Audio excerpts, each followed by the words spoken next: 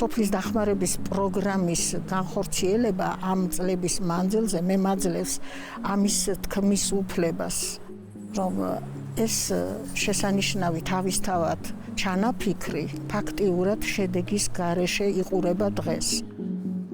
ეს არის ხეობა, სადაც 1-4-5 სოფელი უკვე არის ერთკაციანი სტატუსის მქონე სოფლებია.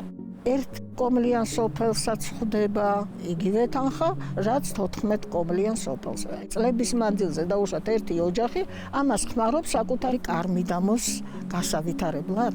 სოფელი ხომ არა ვარ მარტო მე.